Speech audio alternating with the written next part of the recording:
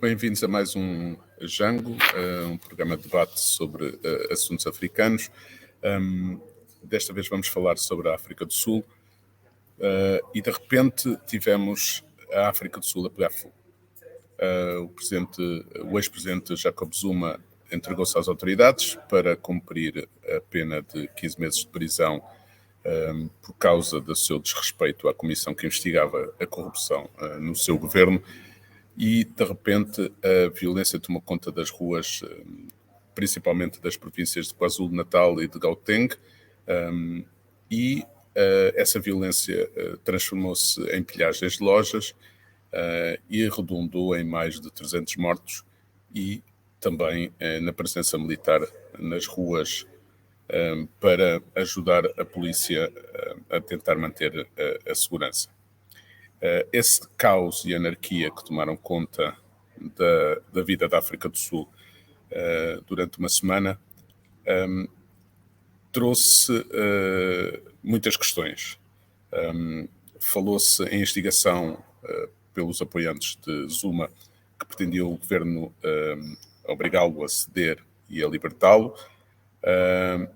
O presidente Cyril Ramaphosa falou em mobilização étnica, ou seja, na possibilidade de estarmos perante uma guerra entre etnias neste país arco-íris que Nelson Mandela quis criar. 3 décadas depois do fim do apartheid, o que representa para a África do Sul e o ANC esta semana de caos e anarquia. Há muitas perguntas que se colocam perante isto. Vamos debatê-las com António Tomás, professor associado na Greatwood School of Architecture da Universidade de Joanesburgo, e com Manuel Gonçalves, economista e investigador do Centro de Estudos Internacionais do ISCTE, e que é habitual colaborador do Público. Bem-vindos a ambos. António Tomás, começava como foi assistir a esta semana aí em Joanesburgo? Bom, eu acho que não foi diferente não estando aqui, porque grande parte da informação que eu tive foi através dos jornais e foi através dos vários canais de televisão. Fui acompanhando, mas, claro, acredito que há pessoas, estudantes, que provavelmente terão sido apanhados por essa onda de violência. Mas eu vivo em Joanesburgo. E Joanesburgo é uma cidade muito grande e os focos de violência foram muito, muito localizados. Portanto, eu não tive grande contacto com o que aconteceu. Mas sentia-se de alguma forma uma outra sensação na cidade ou não? Sim, claro. Há uma grande pressão aqui na África do Sul à conta de muito que tem que se passado, não é? Por causa do Covid e muitas outras situações que nunca se conseguiram resolver até agora, não é? A questão da pobreza e o facto de haver muito desemprego, não é?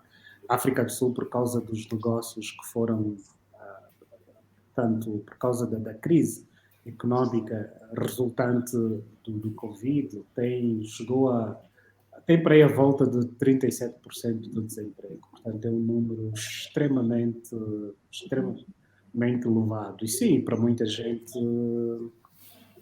a situação é muito má e nota-se uma grande depressão neste momento na África do Sul. Era fácil conseguir investigar esta situação? Sim, mas essa situação decorre muito em minha opinião, decorre muito do sistema político sul-africano, não é? Particularmente em relação à forma de votação do Presidente da República, não é? Que é o modelo que os angolanos seguiram, não é?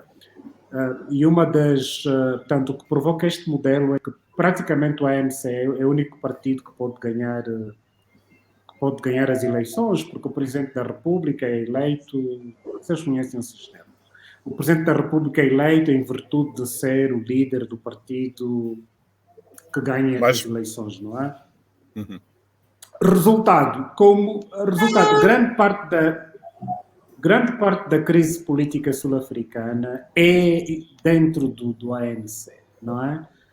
Particularmente em relação a estes dois grupos. Um grupo que é liderado pelo presidente Cyril Ramaphosa e outro grupo que é liderado pelo antigo presidente o Jacob Zuma.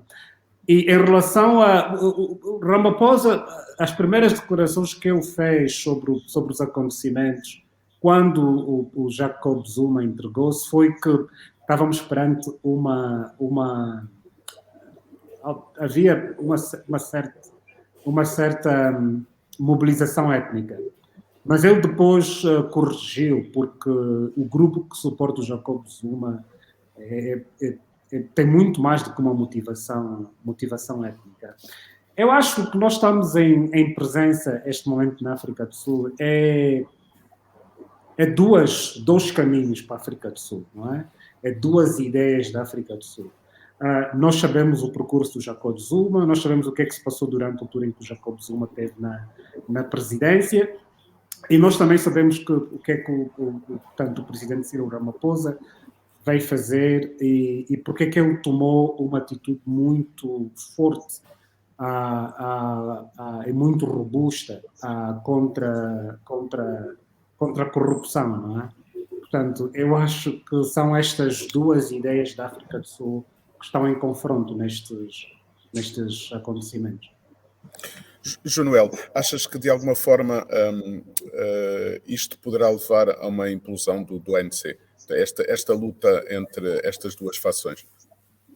Bom, fala-se disso há muito tempo, não é? Quando Mandela deixou o poder, Ramaphosa aparecia como o sucessor natural, até pela sua liderança no movimento sindical na frente interna. Os candidatos que se opunham a ele vinham do exterior, como foi Thabo Mbeki, e acabou por ganhar Thabo Mbeki. Agora, Ramaphosa fez realmente uma trajetória em que saiu praticamente do ANC, ficou à margem, se apresentou e se desenvolveu como um grande empresário, mas não perdeu o contacto com o meio sindical de onde ele vinha.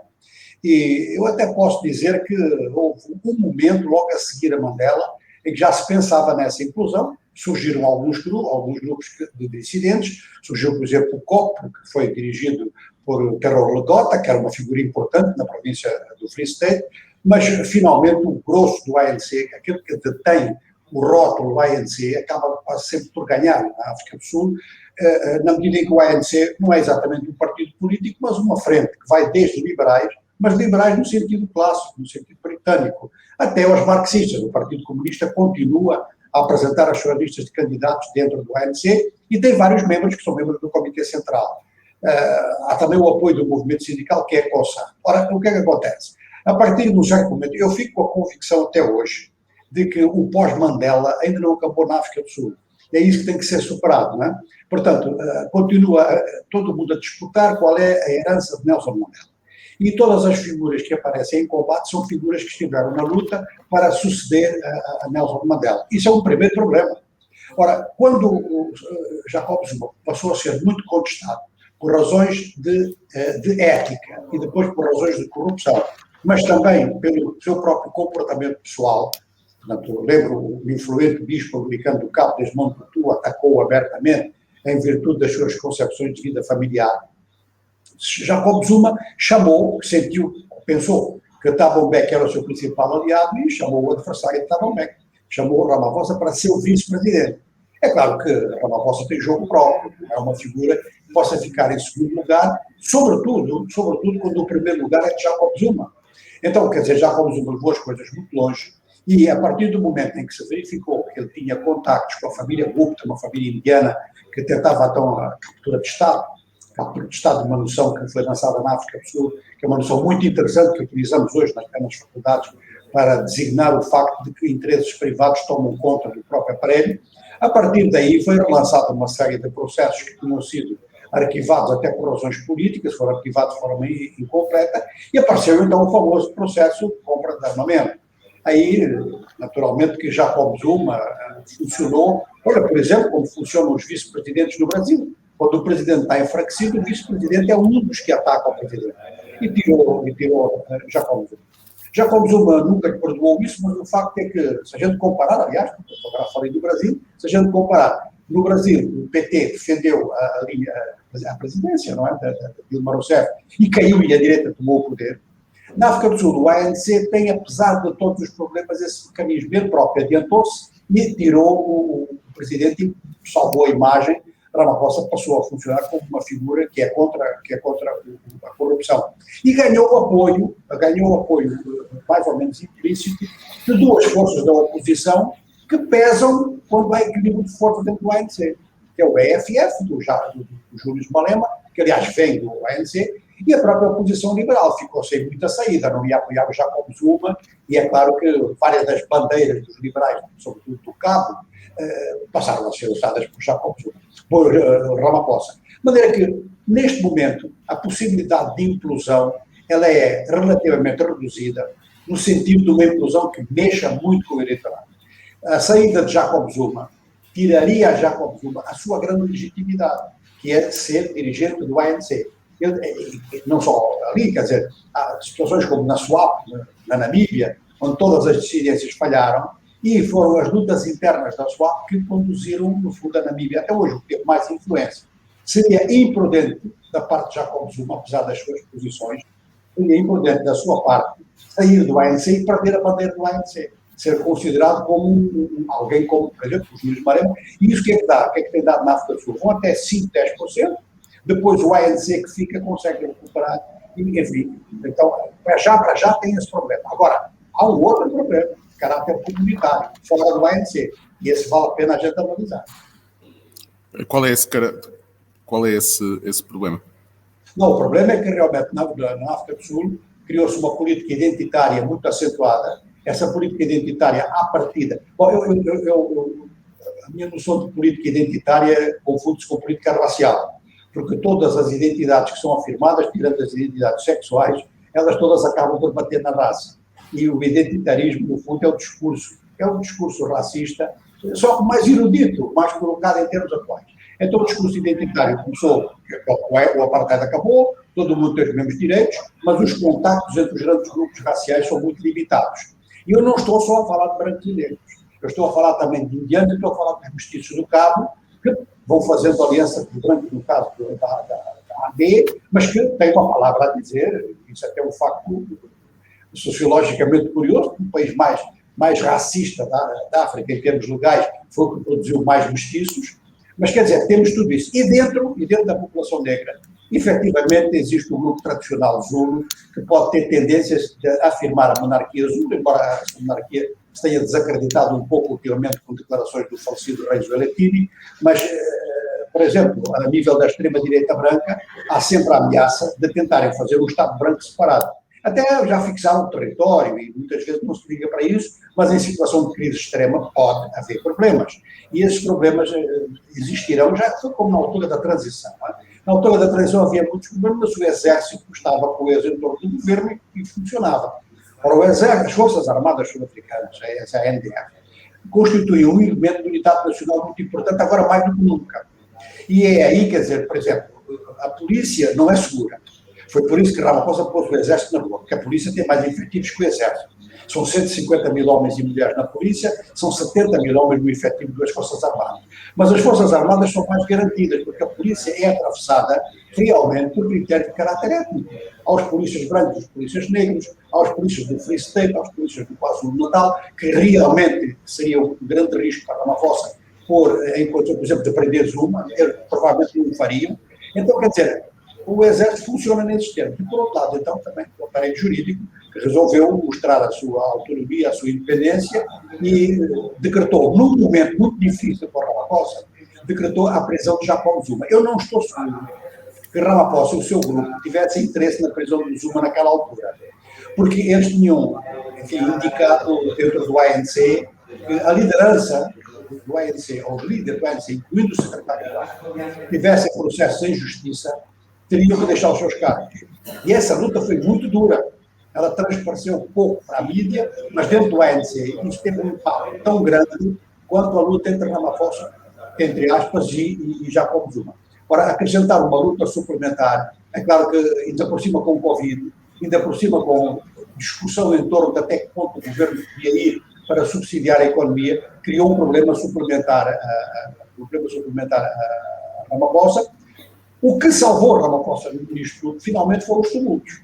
Quer dizer, toda a sociedade ficou contra. A sociedade sul-africana é uma sociedade que não aceita esse tipo de comportamento. Mesmo a própria xenofobia, os grupos confundem-se um pouco, os grupos de tumulto nas townships confundem-se um pouco. Mesmo os grupos da xenofobia, eles são muito presentes na vida sul-africana, mas representam 10%, 15%.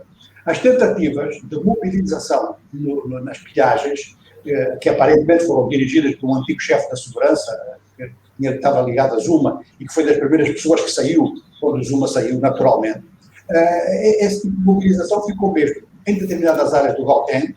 Eu vejo que o professor António Tomás, por exemplo, foi praticamente não sentiu. A gente sabe que é assim, a gente sabe que isto funciona assim, e em Cape Town ainda mais, não chegou rigorosamente nada a Cape Town, nem mesmo ao Free State, que fica no caminho. Então ficou uma mobilização localizada, que causou grandes prejuízos, que causou uma péssima imagem da África do Sul em termos de investimento estrangeiro, no momento em que o investimento estrangeiro está inibido de uma forma geral. De forma que, agora sim, agora a polícia sul-africana conseguiu detectar, que eles puseram-se a descoberto, os grupos que Zuma pode mobilizar, que a segurança antiga pode mobilizar, isso já é um fator importante para a segurança do Estado, e por outro lado ficou patente então como é que se manifestam na vida política sul-africana os partidários de Jacob Zuma, de tal forma que mesmo o EFF, os combatentes da liberdade económica de Júlio Malema, que têm interesse em agitação política para afirmar as suas teses, dessa vez manteve-se um pouco distante desta conversa toda. António Tomás, sente-se essa tensão étnica na África do Sul? Sente? Eu não diria que se sente uma tensão étnica na África do Sul. O que eu acho, o problema, como o João dizia muito bem, o problema racial na África do Sul é muito forte, não é? Porque nós sabemos como é que a África do Sul se formou, o Apartheid, não é? O Apartheid foi, na verdade, um programa para dizer em inglês, affirmative, em que grande parte da riqueza que foi produzida na África do Sul foi porque havia uma minoria, um Estado de minoria branca que criava leis e que permitia a acumulação de riquezas para brancos, portanto, etc., não é? Portanto, nós sabemos como é que as coisas aconteciam na África do Sul até 94. O que acontece, portanto, depois de 94, quando Mandela chega ao poder, é que se tenta reverter estas políticas. E a forma que se fez isso não foi, para mim, não foi a melhor. Porque o que se vê, a forma como se fez, e é uma coisa que ainda é muito patente na África do Sul, e fala-se cada vez mais nisso, é a ideia de que, para se combater um racismo branco que foi imposto por um Estado racista, a forma é fazer o contrário, é criar programas que permitam o surgimento de empresários negros, etc., não é? Portanto, e o que é engraçado é que, para mim, eu acho que é uma tensão. Eu não acho que exista qualquer tensão étnica. Eu acho que existe uma tensão. Existem dois tipos de. Existe uma tensão racial, que, por um lado, para mim, é uma tensão muito mais mítica do que propriamente efetiva, não é? Porque a população branca é 7,9% da população sul-africana, não é? Mas em termos de representação, a ideia que existe um poder branco contra um poder negro é muito forte. esta é uma tensão que existe. A outra tensão que eu acho que existe, que para mim é uma tensão muito forte, é uma tensão mais de natureza xenófoba, não é? Existe uma... Porque a ideia é que durante o apartheid os negros sul-africanos foram prejudicados pelo governo de maioria branca, não é? E que com o fim do apartheid os negros sul-africanos deveriam ser recompensados por tudo, não é? Portanto, há uma tensão que é muito mais contra africanos de outras partes da África, não é? Portanto, e que aparece por trás de grande parte das convulsões xenófobas que existem na África do Sul, não é? Contra moçambicanos, contra zimbabueanos, contra zambianos, e é muito menos escala contra angolanos, porque os angolanos não estão grandemente representados na África do Sul. Agora, claro, há grupos étnicos de grande expressão na África do Sul, mas eu não acho que eu não acho que o problema étnico seja dos grandes problemas sociais na África do Sul. Para mim é o problema racial e o problema da xenofobia. Januel, achas que este recurso aos militares para manter a ordem representa uma viragem simbólica na África do Sul também? É a primeira vez que desde o apartheid é a primeira vez que se põe tantos soldados na rua para tentar manter a ordem. Não, tantos soldados na rua é a primeira vez e é realmente isto, é um aviso da parte de Ramaphosa de que, primeiro, ele tem o controle das Forças Armadas e há aspectos da vida política sul-africana que são sempre colocados de forma muito discreta e sempre em segundo plano, mas eles estão muito presentes. Portanto, a importância das Forças Armadas vem desde o tempo do início das negociações entre o regime do apartheid e o ANC. Os primeiros contactos foram feitos pela inteligência militar em 1984. Foi uma conversa que o próprio Thabo Mbeki confirmou com o coronel sul-africano, o coronel Trump, e ele confirmou isso nessa altura, quando ele chegou à África, quando ele voltou para a África do Sul. A conversa foi direta com o Thabo Mbeki. As Forças Armadas sempre mantiveram um serviço de segurança paralelo em relação aos serviços de segurança civis. E tinha realmente uma função um pouco mais profissional, como tem neste momento. Ora, dentro de todas as fragmentações que há na África do Sul, né?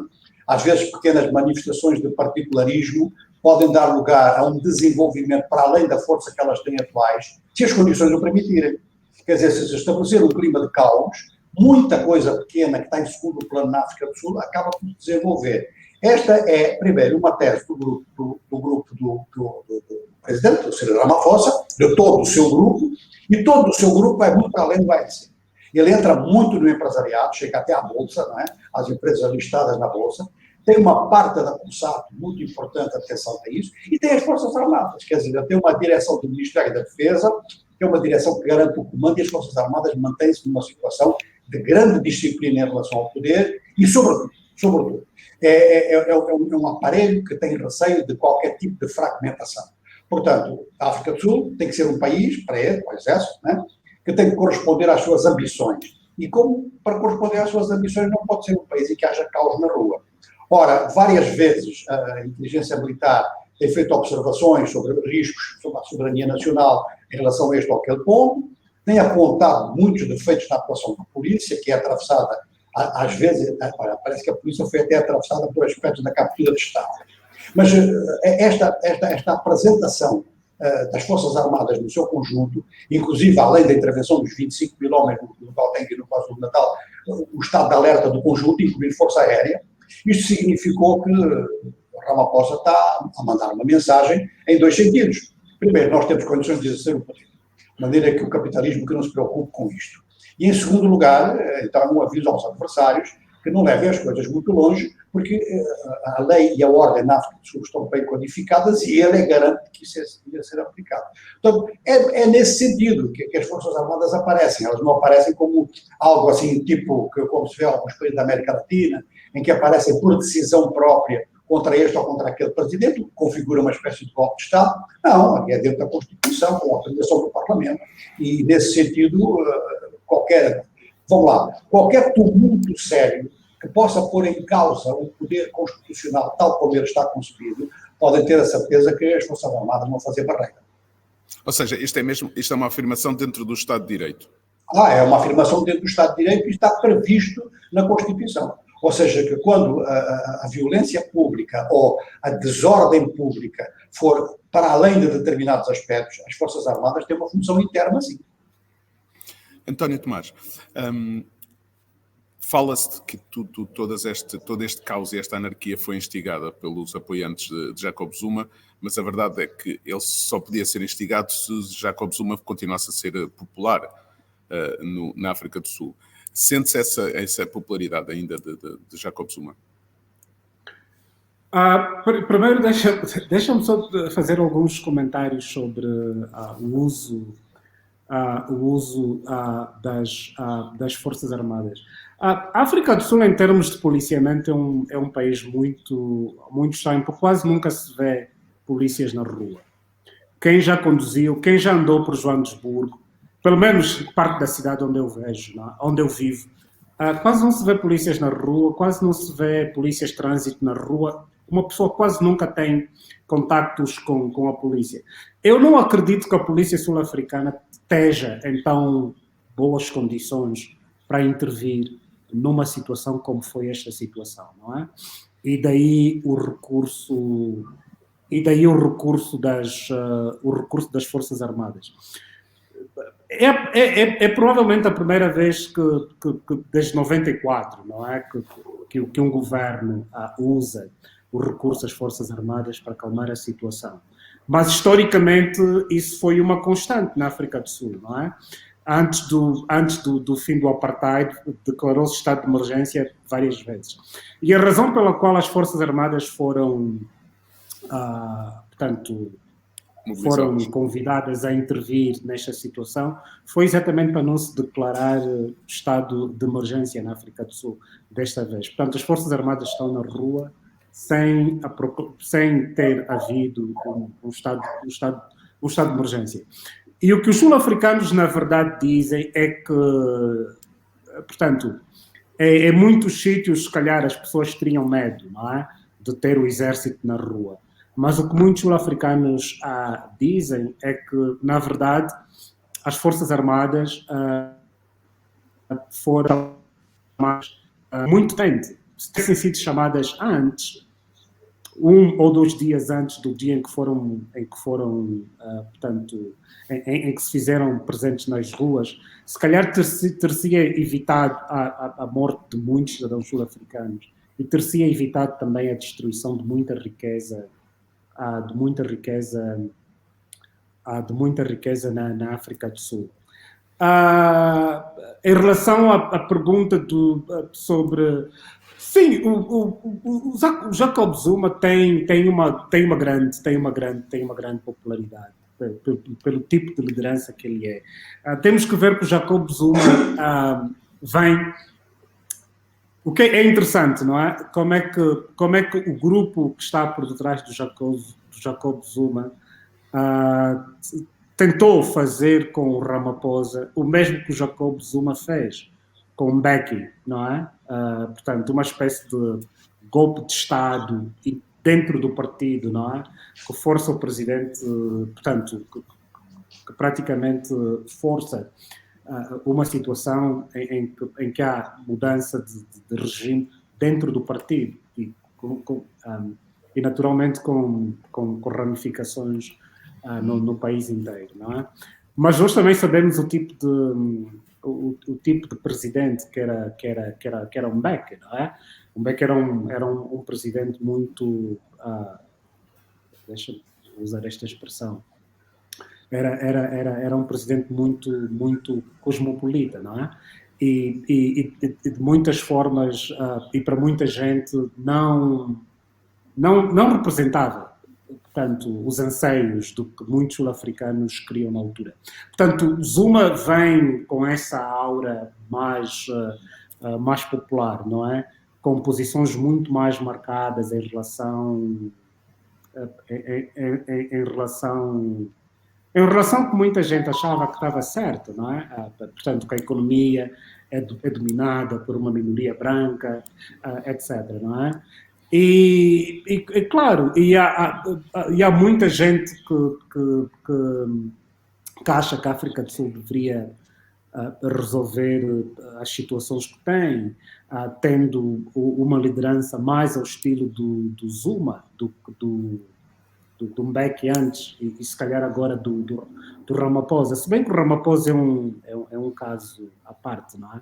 Mas sim, claro, o Zuma tem ainda muitos seguidores, não é? Na sociedade sul-africana.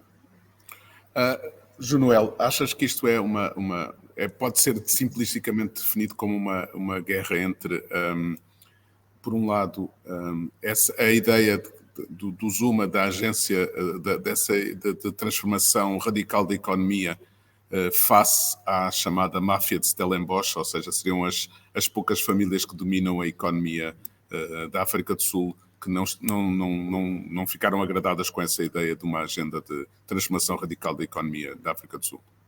Não, isso pesa um pouco. Agora, o que pesa mais é que o ANC foi um movimento que é o segundo partido político mais antigo da África, só o Partido Democrático do Uganda, que eu não sei nem sequer se ainda existe, foi fundado antes.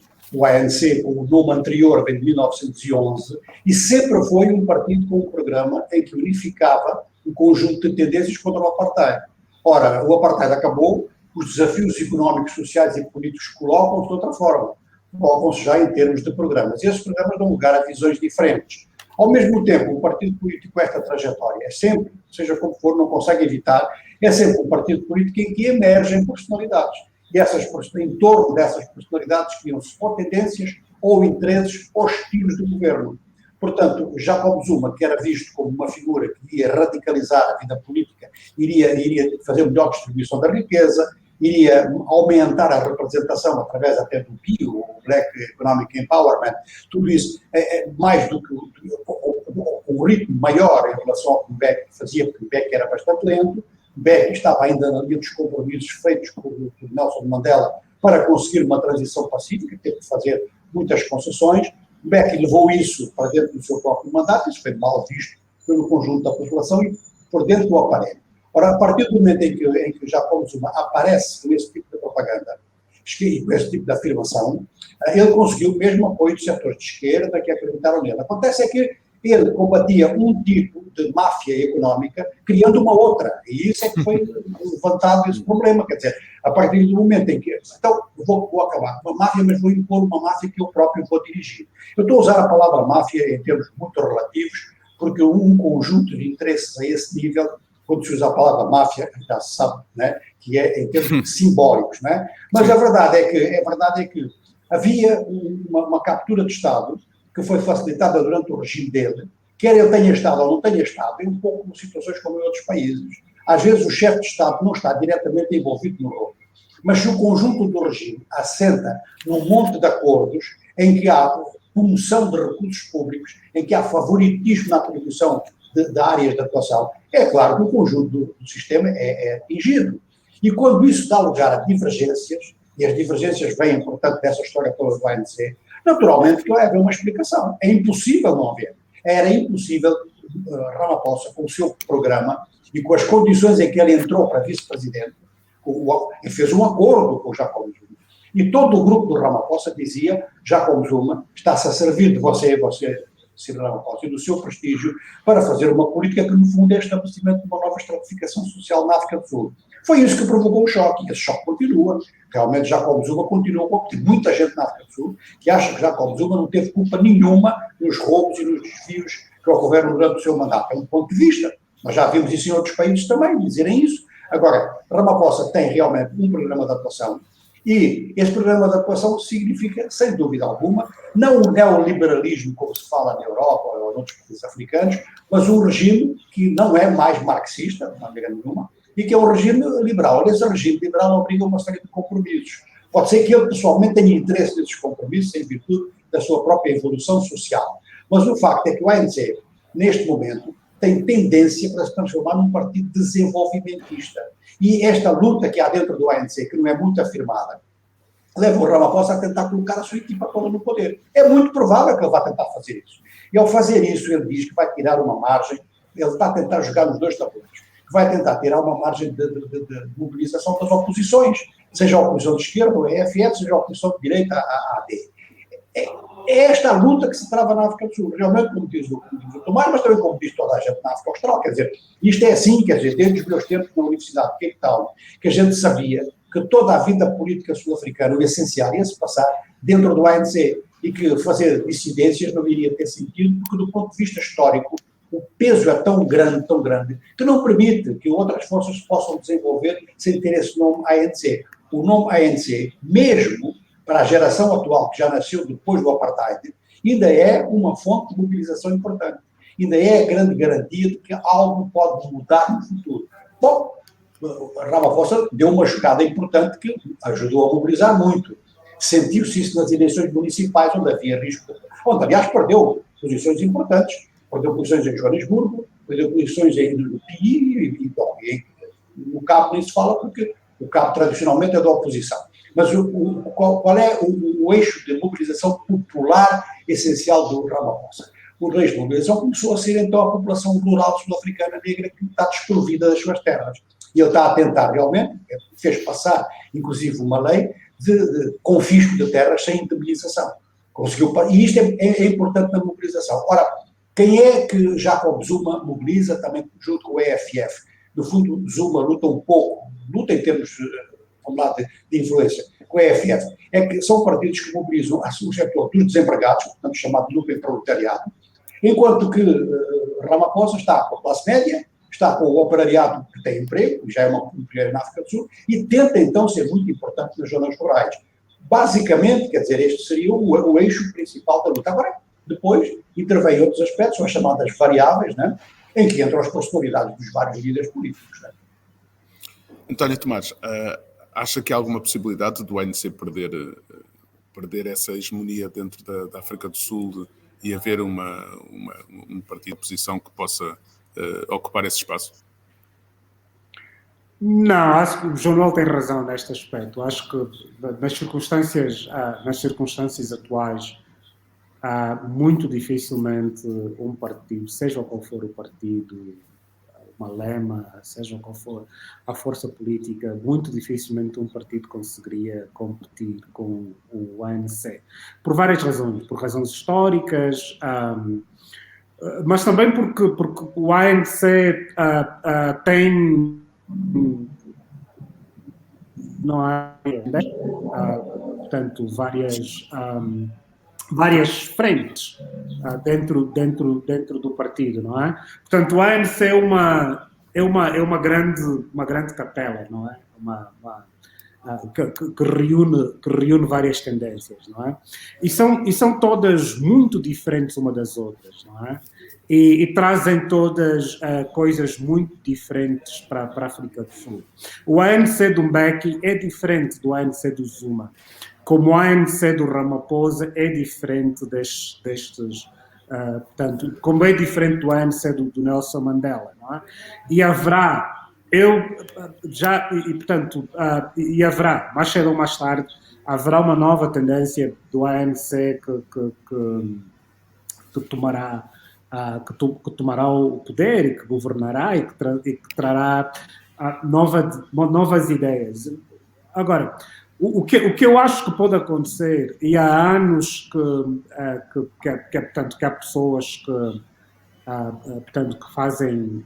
fazem esta sugestão, é exatamente fazer uma alteração constitucional que permita que o Presidente da República Sul-Africana seja eleito fora do partido, não é? Como tem acontecido até agora. Se isso acontecer, claro, haverá, portanto, a situação política mudará certamente. E se calhar, portanto, se calhar o potencial que a ANC tem para criar essas crises internas, não é? Que acabam por afetar o país também, eu acredito que isso também poderá diminuir. António, acha que também há da parte da população em relação, por exemplo, às políticas do atual governo em relação à Covid, também um ressentimento de que as coisas não foram feitas da melhor maneira? Eu acho que eu tenho dúvidas que a África do Sul poderia ter feito uma coisa, podia ter feito algo diferente. Eu acho que o presidente Ramaphosa é uma pessoa extraordinária e eu acho que ele liderou, ele esteve à frente da crise e tomou decisões muito corajosas e eu não acredito que se pudesse ter feito algo diferente, não é? Portanto, ele declarou um lockdown, portanto, logo no princípio da crise, não é?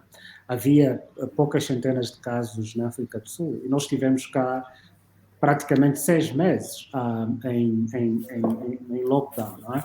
Isso gerou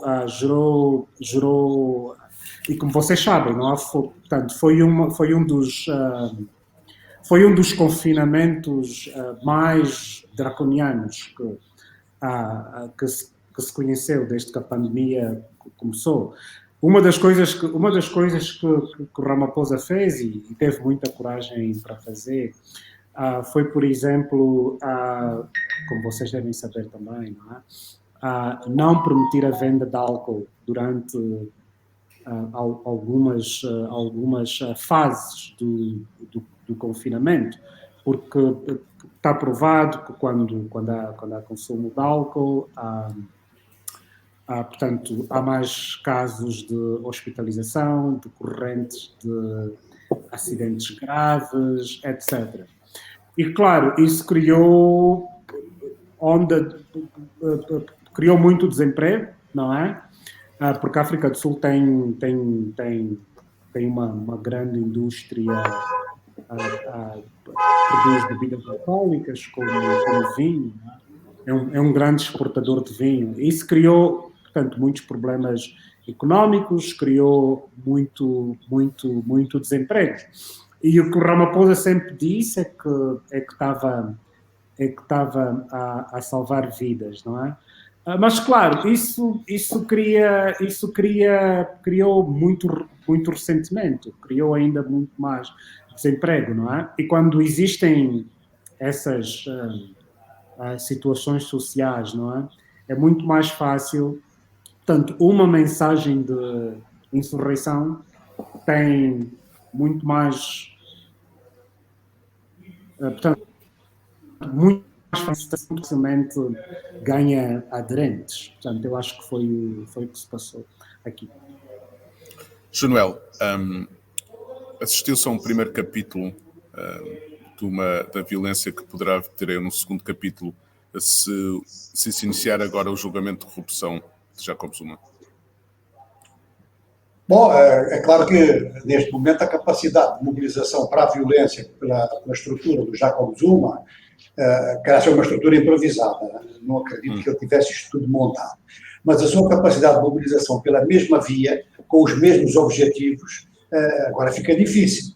Portanto, os manifestantes que foram mobilizados a favor do Zuma para criar um clima de instabilidade governamental que levasse, por exemplo, a uma amnistia do Zuma, que pressionasse não só o Poder Executivo, mas o Tribunal Constitucional, que foi tão visado quanto o Ramaphosa, mas que fingiu que não era nada com ele, tomou apenas decisões de caráter jurídico. Desta vez o argumento e a mobilização ficou meio evidente, ou seja, portanto, uma força política em geral atira-se contra símbolos políticos. E, em virtude da situação social que se criou no país, a estrutura do Zuma lançou-se contra objetivos imediatos. Nós estamos com fome, vamos roubar comida. Isso pode se tornar popular, isso pode mobilizar. E mais de metade das pessoas que fizeram pilhagem não tinham nada a ver nem com o Zuma, nem têm nada a ver com o Ramaphosa. São cidadãos que estavam com fome. E usaram. E foi assim no Soweto, foi assim em Alexandra, não aconteceu em Khayelitsha nem em Cape Town, porque não aconteceu, mas também veio acontecer em pontos importantes de Durban, nos subúrbios de Durban também. Ora, este tipo de situação pode dar lugar realmente a manifestações, mas é provável que os apoiantes do Zuma tenham entendido que o poder não está disposto a deixar-se intimidar. E na medida em que isso acontece, é muito provável que os próximos protestos, que são inevitáveis, já que o Zuma vai afirmar a sua força política de alguma maneira, e é claro que um político que é considerado como uma vítima, nós dizíamos no tempo da luta de libertação que prender uma pessoa era dar-lhe um doutoramento, e um político importante. Ora, já como Zuma agora, e ele já disse isso, ele tem o trunfo de ter sido perseguido pelo apartheid e de ter sido perseguido pós-apartheid. Embora, naturalmente, que ele seja juridicamente culpável, ele pode sempre jogar com isso contra pessoas que têm já um parti pris em relação ao poder atual, de forma que ele pode mobilizar. E, ao mobilizar, vai tentar fazer pressão dentro do ANC. Se ele tentar fazer pressão para constituir um outro partido político, eu penso que Ramaphosa vai ficar satisfeito com isso, porque isso vai dividir a oposição do discurso radical. Digo, do discurso, pode não ser de prática. Ou seja, que a partir do momento em que se forma um outro partido político, com o discurso habitual de Jacob Zuma, que é um discurso tradicionalista, misturado com um certo radicalismo, tradicionalista do ponto de vista das tradições familiares, até zulus mesmo, até marcadas etnicamente, infelizmente. Mas, se isso acontece, quer dizer, toda essa área da oposição vai se dividir, que é uma coisa que faz o jogo, então, de ser Ramaphosa. De maneira que a África do Sul, como sempre, reserva-nos muitas surpresas e muito de tudo isto vai ser discutido num ponto que tem ficado em segundo plano. Ou seja, a África do Sul vai ter, sim ou não, 4% de crescimento este ano. Vai sair da recessão? Vai sair da recessão, todos vão sair, não é? Em relação ao desempenho do ano passado, ninguém vai fazer pior do que o ano passado, foi um ano de catástrofe mundial. Mas, quer dizer, há todo um clima no quadro dos grandes parceiros externos da África do Sul que permite pensar que a África do Sul pode fazer entre 3% e 4% positivo, o que é muito para um PIB que não é o maior da África, mas é o mais importante pelo conteúdo. Ou seja, não é pelo volume de população que a África do Sul tem um PIB grande. Há uma importância do PIB sul-africano que tem um setor moderno que pesa muito. Por exemplo, no quadro concreto da luta contra a Covid, é o único país africano que vai ter 2 laboratórios a produzir vacinas, e não são vacinas improvisadas, são vacinas RNA. É uma em Joanesburgo e outro precisamente no KwaZulu-Natal. De maneira que, se realmente o tecido económico sul-africano recupera até final do ano, vai ter um começo de ano em que o mercado de trabalho vai ficar um pouco aliviado. Vamos sair dos 37% a que seja 37% de quem teve emprego.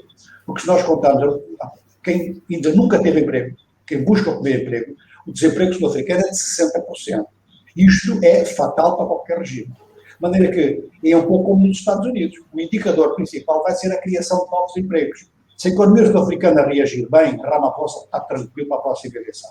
Se não reagir bem, é claro que o país vai entrar em convulsão por outras razões, porque até o próprio movimento sindical sul-africano, que é um dos mais ativos do mundo neste momento, no momento em que as pessoas estão a dessindicalizar na África do Sul, o sindicalismo mantém-se, vão ser greves importantes e greves em setores importantes. E achas que o governo ganharia também se houvesse um novo adiamento do início do julgamento por corrupção do Zuma? Olha, eu penso que tudo o que for tirar o Zuma da primeira página dos jornais é bom para o Ramaphosa. Agora, realmente os tribunais sul-africanos, eles são independentes. Eles não vão perguntar ao Ramaphosa o que é que deve ser feito. A condenação do Zuma, por desrespeito à obrigatoriedade de se explicar numa comissão sobre captura de Estado, não foi combinado. O Tribunal Constitucional disse assim: se alguém que rouba uma maçã, ou que rouba, sei lá, uma garrafa de cerveja numa chibibs de Soweto, vai preso, e se não comparece a tribunal, ele vai a polícia, vai buscá-lo. Porquê que o ex-presidente teria exceção? Isto era um atentado ao Estado do Direito na África. Foi assim que foi tomada a decisão sobre isso. Agora, se houver um adiamento, este adiamento, vai ser decidido pelo Poder Judiciário. Mas para Ramaphosa, sim, seria importante que houvesse um certo adiamento, sem dúvida. António Tomás, para terminar, e voltando àquilo que tinha dito no princípio, falando dos ataques xenófobos que acontecem contra os imigrantes, acha que se continuar esta situação, esta crise, e se continuar a ser instigada essa violência, que isto acabará por tornar novamente os imigrantes alvos na África do Sul? Eu acho que sim, porque é uma população a mais vulnerável, não é? Grande parte dos imigrantes. E nem, portanto, grande parte dos portanto, imigrantes africanos, não é? Vivem em sítios onde não há policiamento. E isso torna-os muito vulneráveis. Mas eu acho também que a África do Sul é um país muito preocupado com a imagem com a imagem que tem no exterior, não é? E a gente agora vê nos Jogos Olímpicos a coisa das medalhas e etc. E a própria ideia que o mundo tem da África do Sul, com Mandela, a nação arco-íris, etc. Não é? Portanto, a África do Sul é um país muito preocupada com a imagem que tem no exterior. Ramaphosa é um presidente muito preocupado com a imagem que a África do Sul tem no exterior, por causa o João disse muito bem, das parcerias internacionais, do investimento, etc. E mesmo por causa da imagem que a África do Sul tem no contexto africano. Não é? Portanto, eu acho que agora, por causa disso tudo e pelo facto de saber que se houver qualquer tipo portanto, se houver qualquer tipo qualquer tipo de insurreição popular, o grupo de imigrantes africanos será dos grupos mais vulneráveis. Eu acho que tanto a polícia e o exército terão outro cuidado, não é? Mesmo porque nós sabemos também que uma das coisas que esta onda de violência política na África do Sul permitiu foi que, primeiro, foi que as pessoas os apoiantes do Zuma ou as pessoas que estão a favor desse tipo de ações, tanto fossem denunciadas, que aparecessem e alguns estão presos, não é? Portanto, tiveram que dar a cara e etc. Portanto, por aí acho que haverá muito menos possibilidade de qualquer tipo de incitação popular. E outra coisa também eu acho portanto, que esta onda de violência trouxe ao de cima é que, portanto, houve um grande debate dentro do governo sul-africano em relação ao facto de se o governo, sobretudo as forças de segurança, sobretudo a polícia, se tinha a inteligência suficiente para poder ter impedido portanto, que acontecesse o que aconteceu. E de facto não é? Eles falharam, a polícia falhou, os serviços de inteligência falharam, porque eles não estavam à espera que houvesse uma reação tão desmesurada. Tanto de se ter posto o Jacob Zuma na cadeia. Portanto, eu acho que há aí várias condições e há vários fatores que se calhar não permitirão que nada do que aconteceu recentemente venha a acontecer, caso, portanto, Zuma seja liberado. António Tomás, João Gonçalves, muito obrigado. Esta conversa vai terminar por aqui, porque já passamos os nossos 50 minutos já há algum tempo. Muito obrigado aos dois. Espero poder voltar a falar convosco noutras ocasiões. Muito obrigado.